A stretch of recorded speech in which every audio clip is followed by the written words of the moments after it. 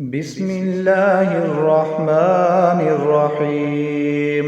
اللهم اغفر لحينا وميتنا وشاهدنا وغائبنا وصغيرنا وكبيرنا وذكرنا وأنثانا.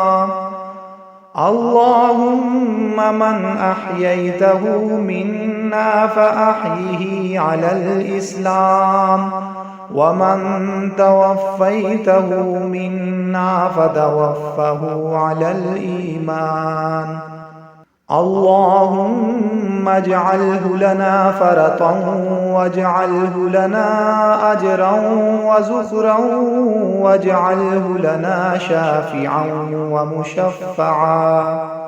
اللهم اجعلها لنا فرطا واجعلها لنا أجرا وزخرا واجعلها لنا شافية ومشفعة.